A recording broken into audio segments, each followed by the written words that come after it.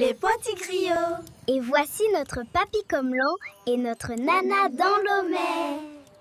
Avec eux, on t'emmène voyager à travers les histoires du Bénin. Prêt, moi? 3, 2, 1. L'aventure commence maintenant. Papy, c'est quoi la forêt sacrée de Kpassé?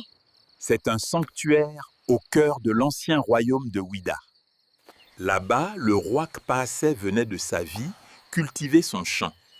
Un jour, il a disparu et selon la légende, il s'est transformé en arbre Iroko. Donc l'arbre, c'est le roi lui-même? La forêt, c'est un temple alors? Oui, un arbre sacré vieux de plus de 3 siècles. Un temple naturel où l'on honore les ancêtres. Et il est encore là, papy? Oui. Oui, le Kpassé Loko est toujours debout. Un témoin vivant de l'histoire de Ouida. La forêt de Kpassé. Seuls les initiés pouvaient y entrer. On y apprenait des rituels, des chants vaudounes, et on y fait des vœux devant le arbre du roi. Et maintenant, on peut y aller? Depuis 1992, oui. Pour le premier festival du Vaudoune, la forêt s'est ouverte au monde. Aujourd'hui, on y voit des statues de Mami Wata. Sakpata est dans le serpent arc-en-ciel. Comment fait-on un vœu? Tu poses ta main gauche sur le tronc et tu ne demandes que le bien, jamais le mal. Papy, c'est vrai qu'un arbre est tombé puis s'est relevé tout seul dans cette forêt? Oui, mon garçon.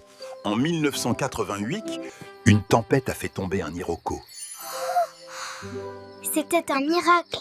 On dit que c'était le roi Kpassé qui disait « Je veille encore sur vous ». Alors la forêt vit vraiment? Oui. c'est à la fois un lieu sacré et une niche écologique. Un musée vivant Où les arbres racontent l'histoire de Kpassé. Chaque 10 janvier, c'est la fête nationale du Vaudoune. Des milliers de personnes viennent célébrer dans cette forêt. La forêt de Kpassé garde la mémoire du royaume. Pendant des siècles, c'était le cœur spirituel du Vaudoune.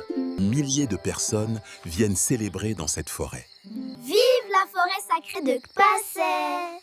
Bientôt, pour une nouvelle histoire. Nos racines, nos voix, notre force. Les petits gritots.